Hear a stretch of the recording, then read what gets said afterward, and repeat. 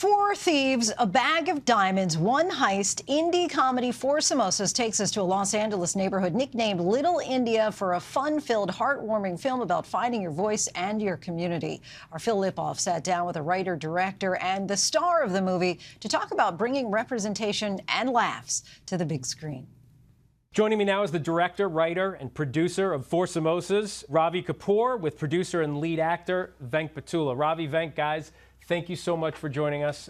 Excited to talk to you about this movie. Oh, thanks for having us. Thanks for having us. Awesome to be here. Yeah, exactly. Excited to be here. The Four Samosas are first-time thieves, right? From a wannabe rapper, Bollywood dreamer, the under-overachiever, and the malcontent engineer. I love how you've done that. Ravi, what was your intention here in getting this, what appears to be a motley crew together? You know, I just wanted to tell a lo-fi heist story where there wasn't any guns or car chases or fancy gadgets. And the girl from the newspaper, she was here at the same time. Does she have anything to do with you?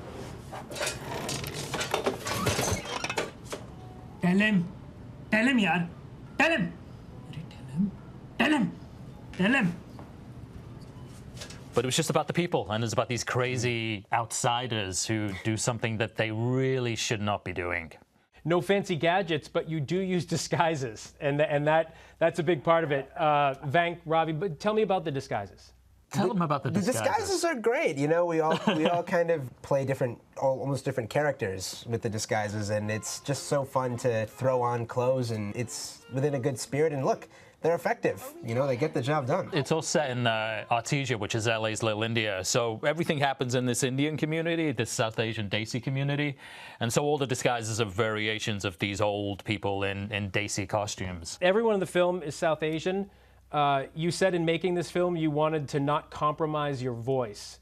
I love how you put that and decided to go local. What does this type of representation mean to both of you and, of course, the community? You know, I think it's actually really bad because we have no diversity in the film. It's all brown people, and I feel deeply embarrassed about that.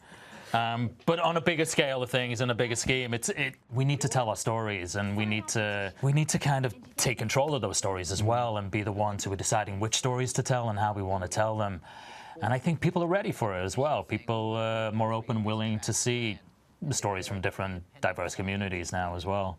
I think it's just so important that we support our own community, and this was a film that came from that community. We always talk about seeing films like this being made from the ground up with people from that community changes the diversity conversation entirely, because it's not coming from the top down necessarily, it's coming from the people who are in it.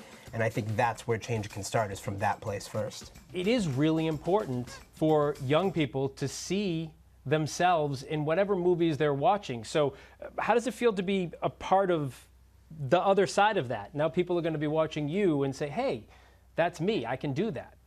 I mean, it's everything. It's everything that I've dreamed of, to be completely honest. I think I always felt that I wanted to contribute in that way and have the opportunity to lead a film, which I was given.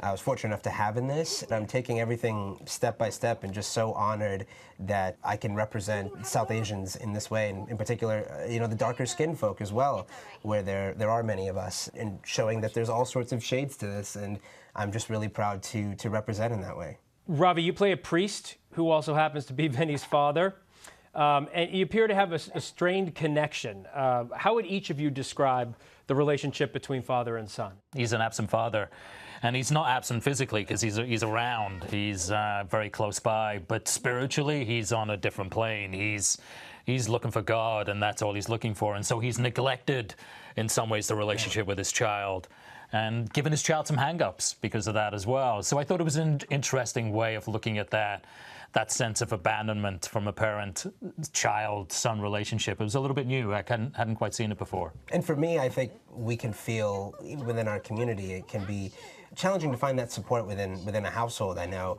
from personal experience. But I think at the end of the day, you know, Vinny in this film creates his own path and decides to do something anyways. And, you know, as we'll see throughout the film, that, you know, he kind of finds his voice too, and how that relates to his father, I think, is a part of that. And I think it's empowering to think that we can choose what we want to do, whether our family are there or not. It's empowering that we have that choice. I think the genius in writing comedy sometimes can be taking something like a strained relationship between a father and son and being able to have a laugh around it. Indian culture on full display, food, culture, clothing. Emperor Ashoka and the Kalinga War is something that is mentioned throughout the film. Yes, so King Ashoka is a real figure in India. It was one of the greatest emperors, and it's a bit that's repeated, and to kind of condense a lot of history in a small line that does kind of capture it is, it was a great king that in that time, to find power, you kind of have to